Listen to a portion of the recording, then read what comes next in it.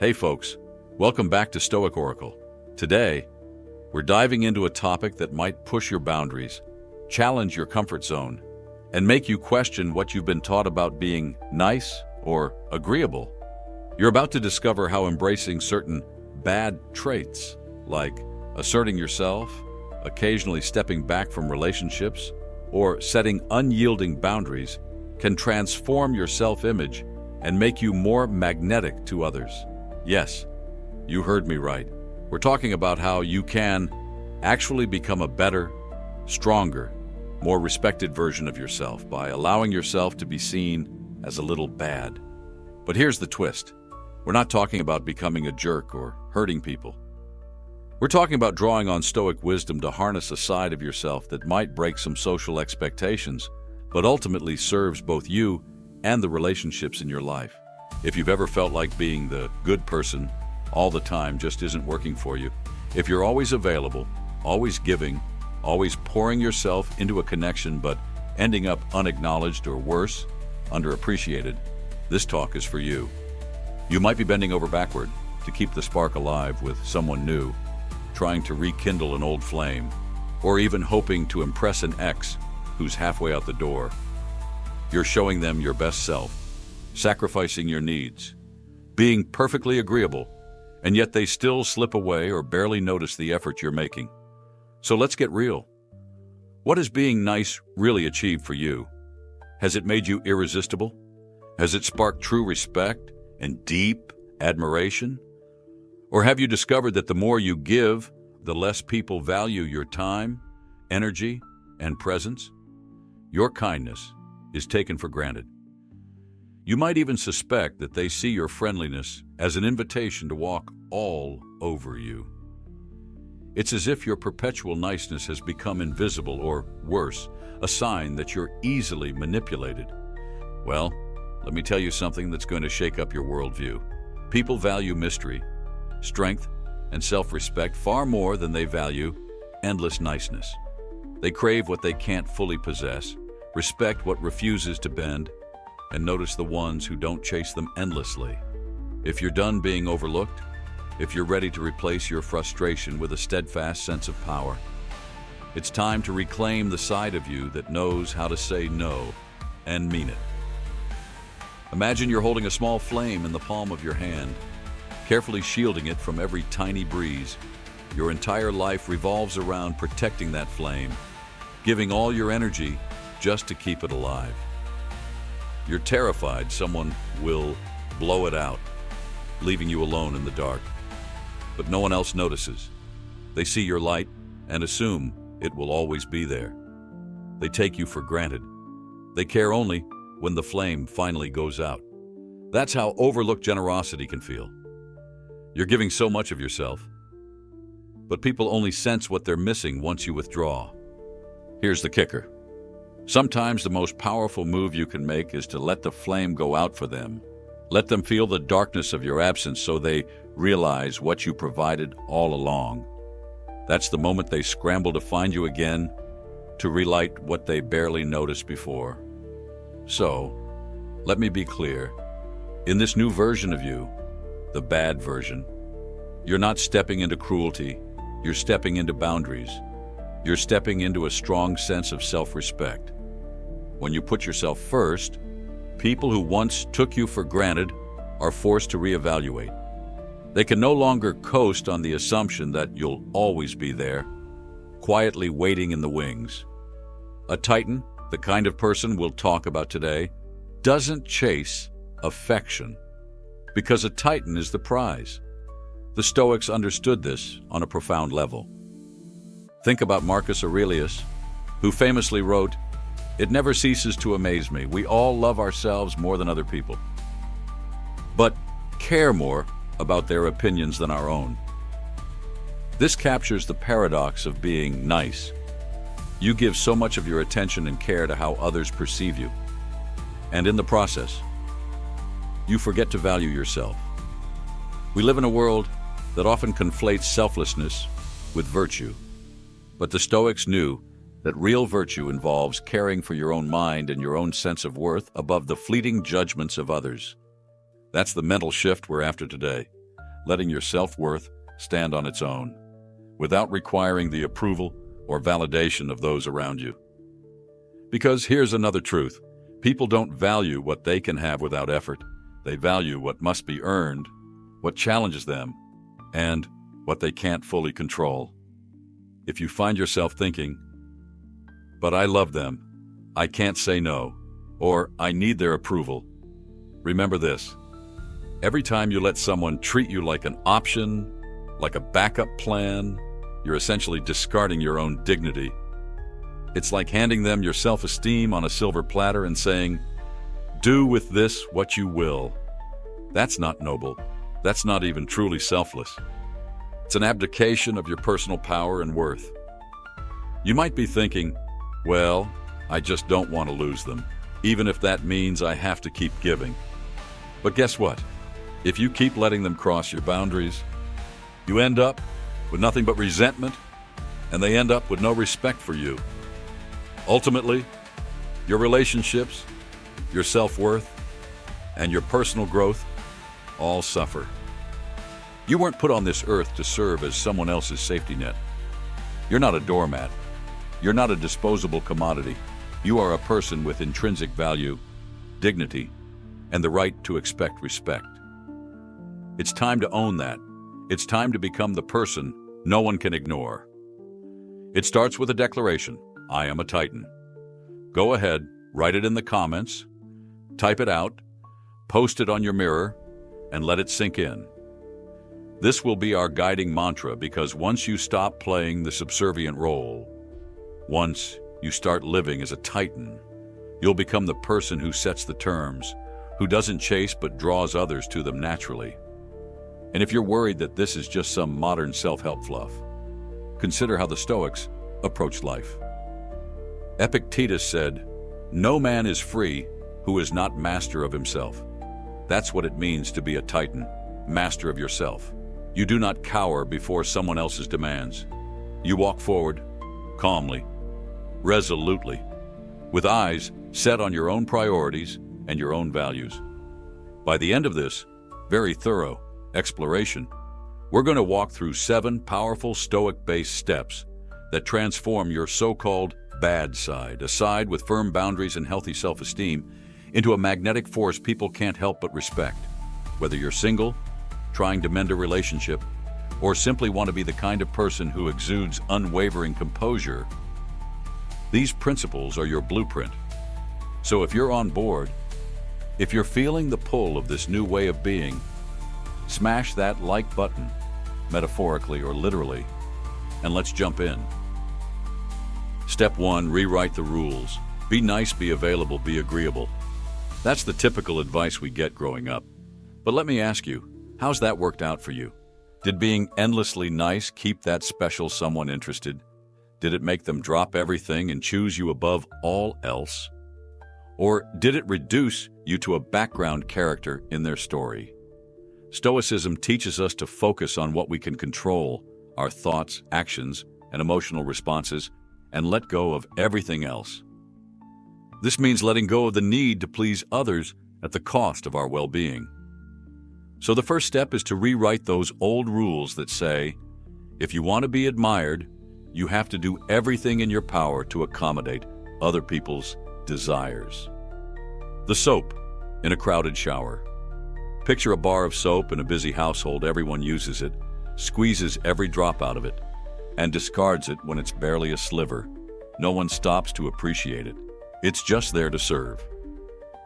Now, ask yourself, are you living life as that bar of soap? Do you let people squeeze your energy and time dry without asking for anything in return? Stoicism and a dash of badness say, stop. You're not a tool to be used. You're a person worthy of respect. To get that respect, you have to decide you deserve it.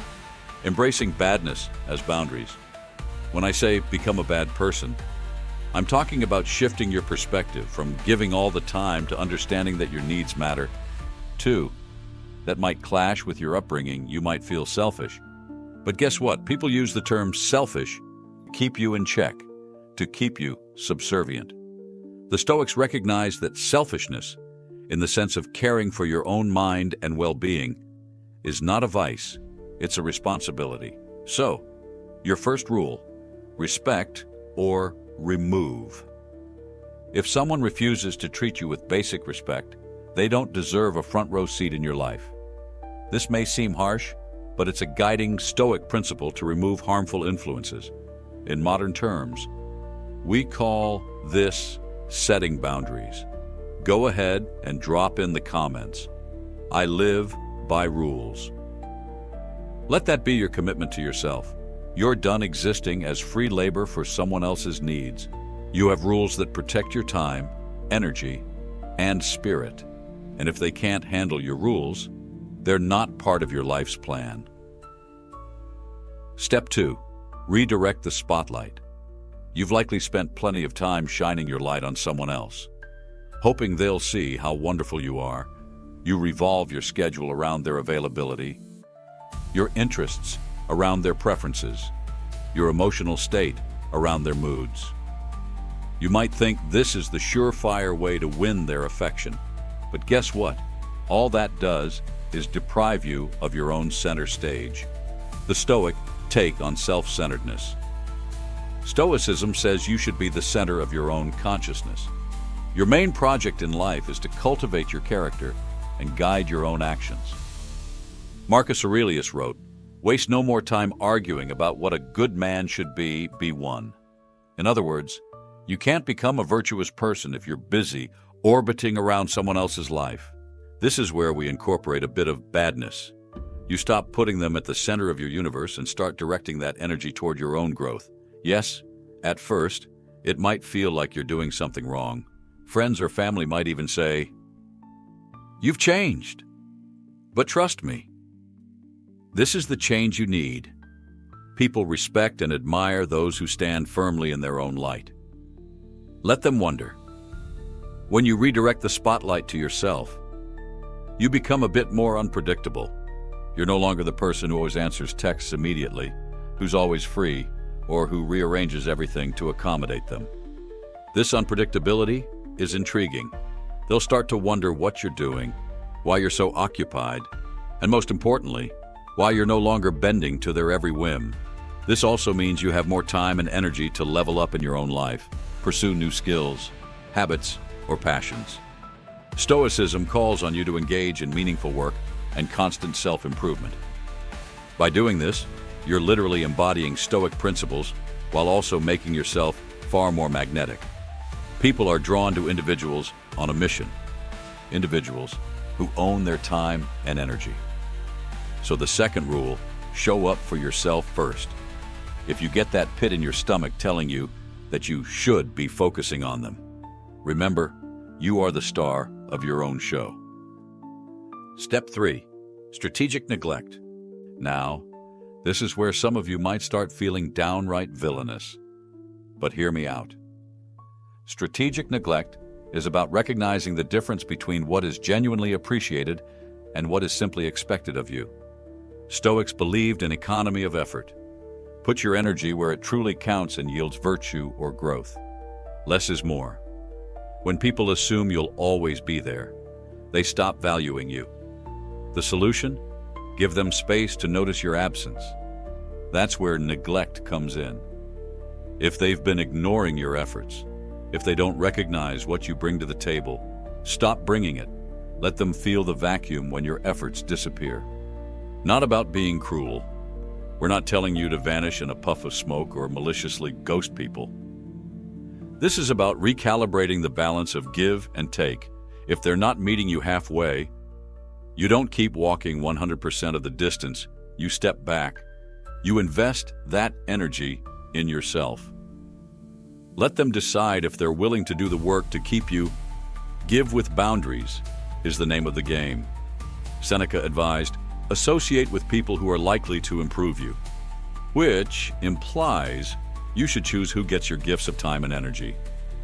If someone only drains you, it's time to redirect that generosity inward or to someone who genuinely appreciates it. So, rule number 3, I am worth the effort. Write it, say it, integrate it, Don't break your back proving your worth to someone who only notices you when you're bending. Step 4. Hold the cards. Think of life like a poker game. Too often, you show all your cards, revealing your every feeling, hope, and fear to someone who barely invests in the game. Stoicism emphasizes self-control, the art of restraint.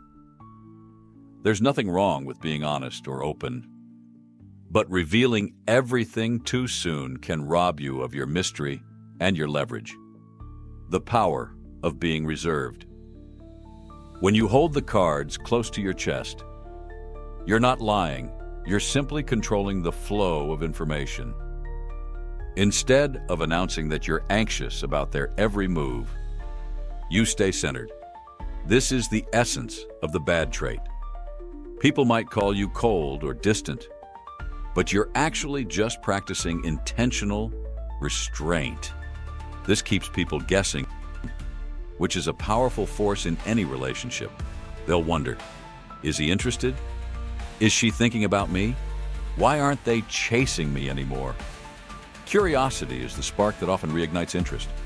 If you lay all your feelings out on the table, they have no incentive to wonder, no reason to invest further. A Stoic frame of mind. Epictetus taught that we should focus on our realm of control, our thoughts and actions, and remain indifferent to external events. When you hold the cards, you're embodying this teaching. You're not swayed by every mood or whim of the other person. You remain composed, revealing only what you choose to reveal. That composure is magnetic because it shows you're centered in your own power. So keep that strategy in mind the next time you're tempted to text them a 6-paragraph confession. Instead, ask yourself, am I in control right now, or am I giving my power away? The badness here is simply that you're not offering them unlimited, easy insight into your emotional world. Let's drop a mantra to remind you. I see beneath the surface. You're not being fooled by surface-level impressions, and you're not broadcasting your own vulnerabilities for others to exploit.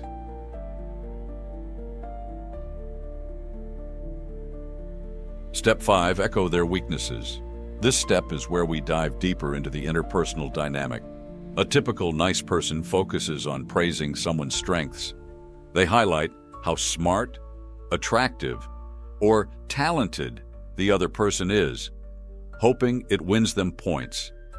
And yes, compliments are wonderful. However, you also become forgettable if you only ever say the sweet stuff. Calling out the hidden corners. The Stoics practiced radical honesty, starting with themselves. They constantly examine their own faults to grow in virtue. Likewise, if you truly see someone, if you want to connect at a deeper level, you gently reflect the parts they hide.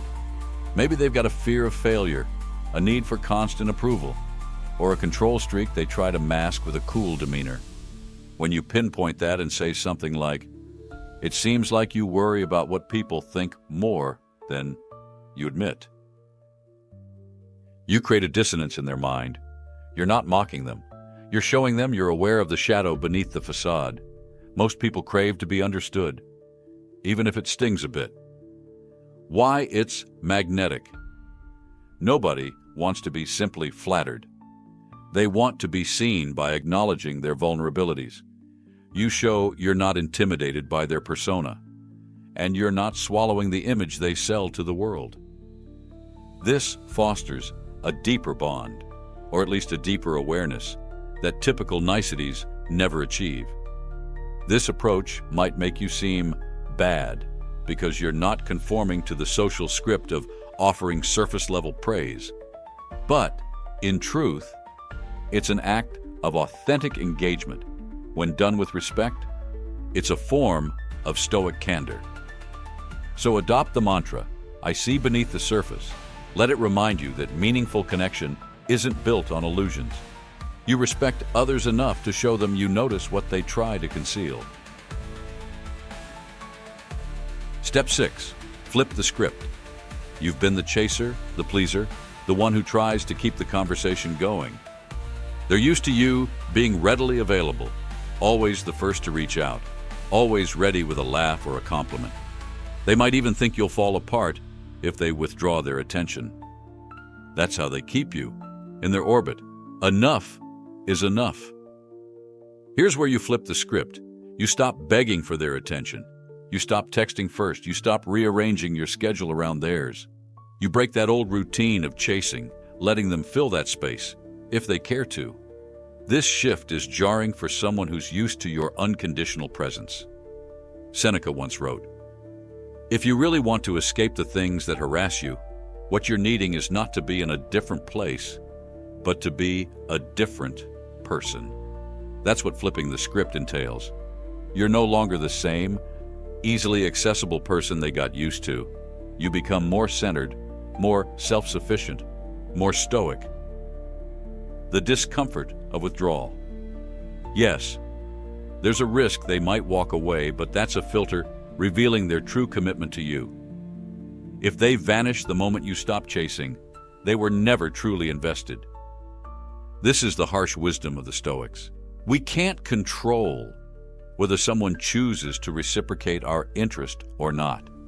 We can only control our own actions, so we should choose ones that preserve our dignity.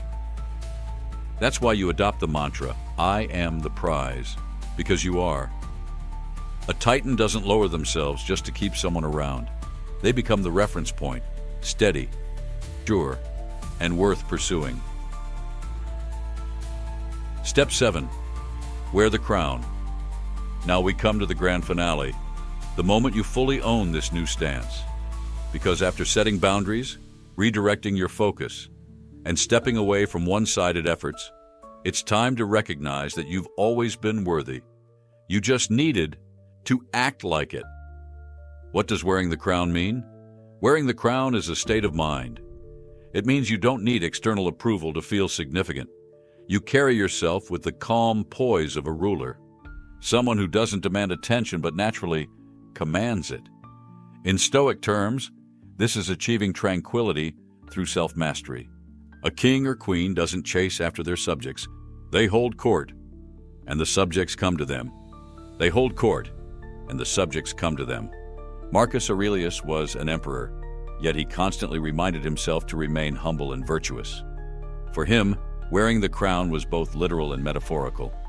He recognized the gravity of his position, but also that it was a role he must live up to.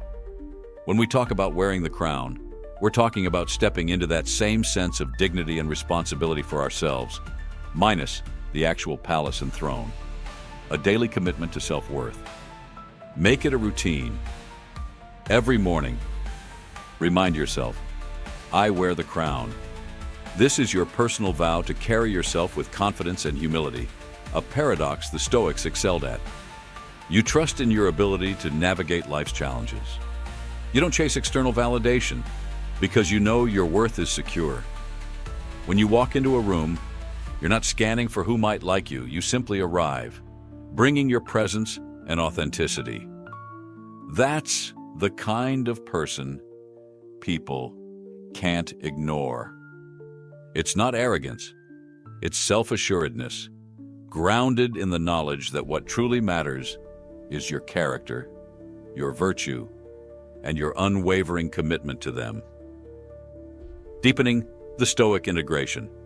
We've hit the main steps in short form, but you might be thinking, all right, I see how these rules help me harness my bad side. But where does Stoicism specifically come in besides these quotes? Let's delve deeper, because truly living this way requires understanding some fundamental Stoic practices.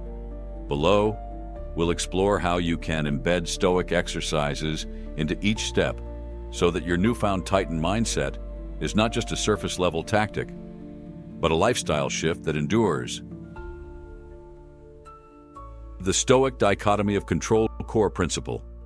We can only control our own thoughts, actions, and attitudes. Everything else, other people's opinions, external events, are beyond our direct control. Application to harnessing bad traits. When you decide to set boundaries or hold your cards close, you might worry about losing someone. That fear is a sign you're trying to control their reaction, which you can't. According to the Stoics, you focus only on controlling your decisions. like how you respond when they treat you poorly. Example, if you choose to practice strategic neglect, step 3. You can't stop them from feeling neglected or deciding to leave. But you can control your reaction. Do you panic and revert to old patterns of overgiving? Or do you stick to your chosen path, trusting in your self-worth? B. Premeditatio malorum, negative visualization. Core principle: regularly imagine worst-case scenarios to lessen their emotional impact and prepare a calm, rational response. Application to setting boundaries. Sometimes, you'll hesitate to enforce boundaries because you fear the fallout. Like losing the relationship, Seneca recommended visualizing the worst outcome so it doesn't blindside you. If you imagine them leaving, you realize you can survive it. This steels your resolve to act with courage instead of desperation. Practical tip: take a few minutes daily to visualize them ignoring you completely after you set a boundary. Notice that life goes on. You still have your health, your goals, your inner peace. By facing that fear internally, you strip it of its power. C. The morning and evening reflections. Core principle: start each day by clarifying your intentions and end each day by reviewing your actions. The Titan twist. Morning check-in. Remind yourself, I wear the crown. Visualize any upcoming situation where you might be tempted to chase or overgive. See yourself responding with composure and quiet confidence. Evening review. Reflect on your day. Did you hold the cards or show them too soon? Did you break your respect or remove rule? Did you let anyone push past your boundaries? Gently correct your course for tomorrow. This daily structure ensures that your badness, or more accurately, your self-respect, remains consistent and not just an emotional whim. De memento mori, remember you will die. Core principle: the Stoics used the reality of mortality as motivation to focus on what truly matters. Application to relationships. Life is short. Are you really going to spend it chasing someone who ignores you or disrespecting your own worth? If you only had a limited time left, would you be so eager to please people who don't appreciate you? Practical exercise. Ask yourself, if I had 1 year to live, how would I handle this relationship dynamic differently? Often, you choose honesty, authenticity, and a refusal to waste precious time being treated poorly.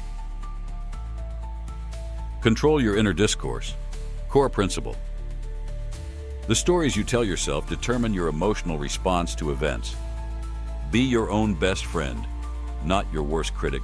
When you feel guilt for being selfish with your time, remember, that's just an old script. Rewrite the story. You are not bad.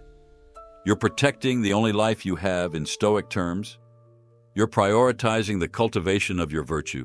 Self-respect is part of that virtue. Practical tip: replace self-criticizing thoughts, I'm being so mean, by stepping back, with a balanced narrative. I'm creating space for people who value me and for my own growth. This is an act of respect for myself. Walking through a realistic example. Let's ground all this Stoic badness in a concrete scenario so it feels less abstract. Suppose you have a friend, or maybe it's more than a friend, who constantly texts you only when they're bored. They never make real time for you but expect you to drop everything when they beckon. First, rewrite the rules. You realize you've been too accommodating. You decide if they don't plan ahead or respect your time, you won't jump to respond. Second, redirect the spotlight. Instead of anxiously waiting for their texts, you focus on your hobbies, workouts, or side projects. You become the center of your own life. Third, strategic neglect.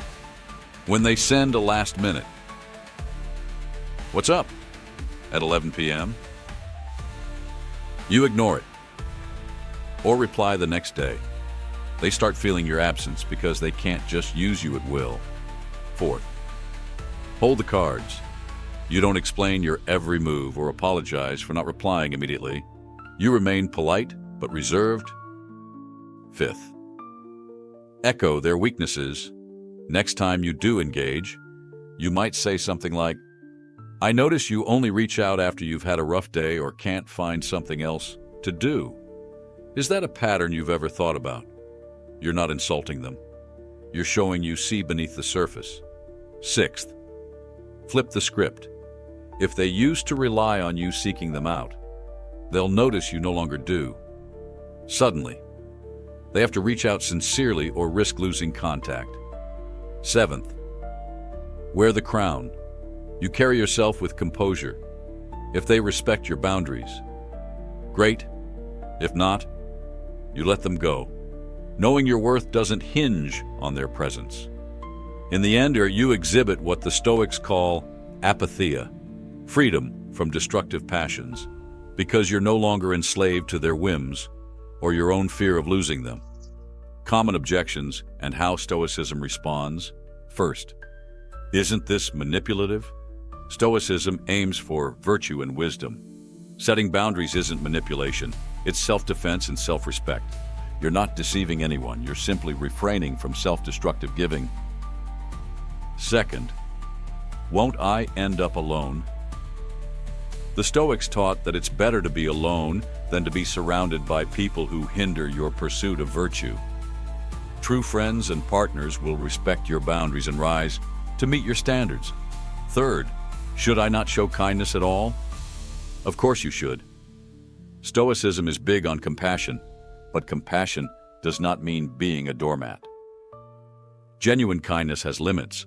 It doesn't require you to sacrifice your dignity. A Stoic perspective on bad traits. Let's rebrand these bad traits within the Stoic framework. Selfishness, self-preservation. Caring for your mind, your body, and boundaries is a Stoic duty. Detachment, emotional clarity, holding your cards and detaching from external validation fosters inner peace. Assertiveness, justice to oneself. Demanding respect is an act of justice. You treat yourself fairly, as you'd want others to be treated. None of these rebrands conflict with Stoic virtue. In fact, they enhance it. You're more genuine, more respectful of your own nature, and less prone to destructive emotions like desperation or self-loathing. Integrating these principles into daily life. First, Stoic journaling. Set aside time each morning or evening to note how you applied each step. Did you hold the cards? Or did you spill your guts too soon? Did you enforce respect? Or did you cave to someone's demands? Written reflection cements these new patterns. Second, accountability partner. If you have a friend who's also exploring self-improvement or Stoicism, keep each other in check. Did you notice them chasing someone who doesn't deserve it? Gently remind them of the rules. It's much easier to slip back into old habits without accountability. Third, practice small. Start with lower stakes interactions. A coworker who constantly asks for favors. A friend who only calls when they need something. Enforce your new boundaries with them. Once you see the results and the respect you gain, it'll be easier to apply in higher stakes relationships. Fourth, balanced humility. Being a Titan doesn't mean bragging or putting others down. Real Stoic confidence is quiet, respectful, and grounded. You do not exalt yourself above others, but you don't place yourself below them either. Conclusion: rise as a Titan. We've covered a lot of ground, over 7,000 words of exploring how Stoic wisdom can transform you from being a perpetual nice person into a self-respecting, boundary-setting, quietly confident individual that others can't help but be drawn to. We started by challenging the standard notion of niceness and showing how Stoic thinkers like Marcus Aurelius, Seneca, and Epictetus would call you to invest in your own virtue first. We redefined bad traits: selfishness, detachment, assertiveness, as forms of self-preservation, emotional clarity, and justice to oneself, all crucial to living a life of principle and dignity. Let's recap those 7 steps in one final sweep. 1. Rewrite the rules. Abandon the idea that unconditional niceness wins respect. Adopt a boundary-first mindset. 2. Redirect the spotlight. Focus on your own goals and well-being instead of living for someone else's approval. 3. Strategic neglect. Pull back when your efforts are taken for granted. Allow them to feel your absence. 4. Hold the cards. Retain some mystery. Don't reveal everything. Let them earn your deeper layers. 5. Echo their weaknesses. Gently show them you see not only their strengths but their hidden vulnerabilities. 6. Flip the script. Stop chasing. Let them come to you or risk losing you entirely. 7. Wear the crown. Recognize your own worth. Carry yourself with poise and become the person they can't ignore. To seal this transformation, I want you to declare it loud and clear. I wear the crown. Drop it in the comments. Make it your daily mantra, because from this day on, you're not here to beg for love, respect, or attention. You're the prize. You walk with the unshakable knowledge that you are enough. The Stoics didn't chase fleeting affirmations from the people around them. They sought inner tranquility and virtue. That's the real, timeless path to self-mastery, one that naturally commands respect without needing to manipulate or grovel. So let this be your new way of life. You don't need external permission to live it. You don't need a friend's validation or a partner's approval to fully step into your power. You just need the courage to stand tall, set your boundaries, and never apologize for valuing yourself, because ultimately, you deserve to be seen, not as the perpetually nice person who's easy to overlook, but as the powerful titan who quietly insists on genuine, mutual respect. You deserve to be in relationships that nurture you, not drain you. You deserve to harness these stoic bad traits to protect your peace and guard your heart from those who haven't earned a seat at your table. And if you're still worrying, what if they think I'm selfish or distant? Well, that's part of the cost of reclaiming your worth. Remember, we can't control how others perceive us. We can only act in accordance with what fosters virtue, dignity, and long-term well-being. In the end, the right people will respect you more, not less. That, oh my friend, is the power of taking on a Stoic titan's perspective. It's about eliminating neediness, replacing it with a stable sense of self, and showing up in every relationship, romantic or otherwise, as a confident, complete individual. No more being the bar of soap that everyone uses until it's a sliver. You're stepping into the role of the emperor or empress of your own life, calmly guiding your realm rather than reacting to every little demand or slight. So, let me know in the comments. Do you choose to live by rules? Do you wear the crown? Are you a titan? If you found value in this, make sure you like and subscribe for more Stoic insights, and share this message with someone who needs a reminder to stand tall. Because the best gift you can give someone sometimes isn't just niceness. It's the truth about their own potential for self-respect and dignity. Until next time, remember to hold your head high, keep your boundaries firm, and walk with the quiet confidence of someone who truly understands their worth. You're not here to please, you're here to live. And as the Stoics would say, the only life worth living is one guided by virtue, integrity, and a steadfast commitment to honoring yourself. This is Stoic Oracle. Stand tall, live the lessons, and never apologize for wearing that crown. You've earned it. Stay strong. Titans, you've got this.